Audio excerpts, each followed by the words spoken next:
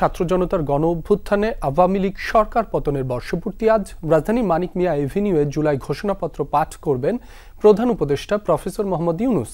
এ বিষয়ে আরও জানাতে যোগ দিচ্ছেন সহকর্মী তাজনুর ইসলাম। তাজনুর, প্রস্তুতি নিশ্চয়ই শেষ হয়েছে, কখন থেকে লোক সমাগম শুরু হতে পারে, কি কি আয়োজন থাকছে বিস্তারিত জানাবেন।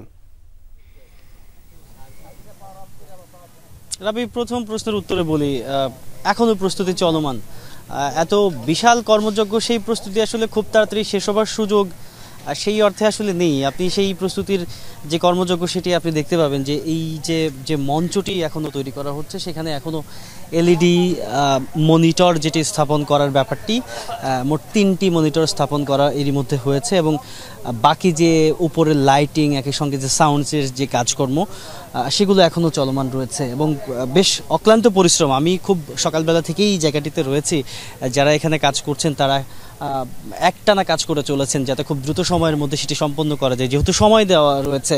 আর ঠিক প্রায় 2 ঘন্টার মতো সময় রয়েছে, অর্থাৎ 11টার সময় মঞ্চে যেই আনুষ্ঠানিকতা, সেই আনুষ্ঠানিকতা শুরু হওয়ার কথা। সেই হিসেবে তারা খুব দ্রুততার সাথে কাজ এগিয়ে নেওয়ার চেষ্টা করছেন, যদিও এখনও কাজ অনেকখানি বাকি, সেটি খুব পরিষ্কারভাবেই বোঝা যাচ্ছে। কারণ আমরা যখন এসেছিলাম তখন লাইটিংয়ের কাজকর্মগুলো তখনও বেশ খানিকটা বাকি ছিল, সেই কাজ এখনও চলমান রয়েছে। সাউন্ডের লোকজন যারা রয়েছে তারা কাজ করছেন, একই সঙ্গে বিদ্যুতের যেই সমস্ত লাইনগুলো টানা হয়েছে, সব মিলিয়ে সার্বিক যেই কর্মযজ্ঞ সেটি বেশ রকমের চলমান রয়েছে। লোক সমাগমের যে ব্যাপারটি, যেহেতু অনুষ্ঠানের আনুষ্ঠানিক সময় 11টায় সেট করা এবং সারা দেশ থেকে ছাত্র জনতা আজকে এই অনুষ্ঠানের স্থলে আসবেন, একই সঙ্গে দেশের বিভিন্ন শিক্ষা প্রতিষ্ঠানের শিক্ষার্থীরাও আজকের এই যেই আয়োজন ৩৬ জুলাই উদযাপনের, সেখানে তারা অংশ নেবেন।